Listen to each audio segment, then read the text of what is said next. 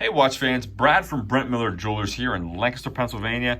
And today I have for us the Tudor Royal 34 millimeter with a white mother of pearl dial and 6 diamonds for our hour markers here outside of our 6, 9, 12 Roman numerals. So 2, 4, 6, you have 8 diamond markers as hour markers on this model. So if you're familiar with the Royal, you know you have the lovely notched bezel.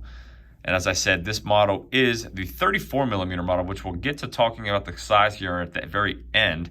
But I measured it right above the crown, so a little bit above that 3 position diagonally across, just the case itself at 34.1. So 34 millimeter watch, a nice thin 10.1 millimeters thick, 41.2 from lug tip to lug tip.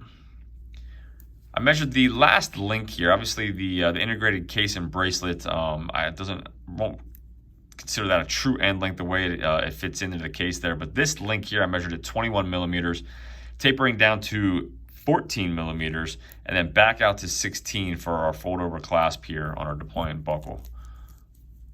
Obviously, still have your ball bearing in here on the clasp. Inside this case, we have the Tudor T601 movement with 38 hours of power reserve. We do have a signed screw down crown, which is going to allow for 100 meters of water resistance. And this model in this configuration with the mother of pearl dial and the diamond hour markers is going to retail at $2,975. The all stainless with the black, silver, or blue dials, or right around that $2,200 price point, and you can get the two-tone models without diamonds around $3,200, $3,300. So different options. If you haven't taken a look at the Royal line, certainly probably could find, if you like the look and the aesthetic of the integrated case and bracelet, I'm sure you could find something that you enjoy or like the look of at some different price points. So 34 millimeters, when I grabbed this out of the case, let's talk about it. I thought for sure, 100%, that this would be a woman's watch. Obviously, mother of pearl, you have your diamond hour markers, certainly targeted and marketed towards a woman, in my opinion.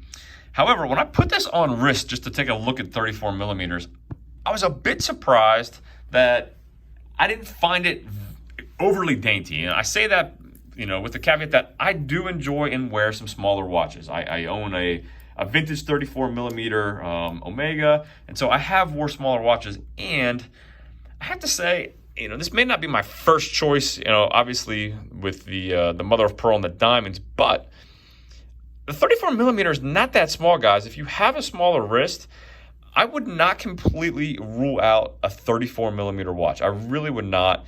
I have a 6 3/4 inch wrist.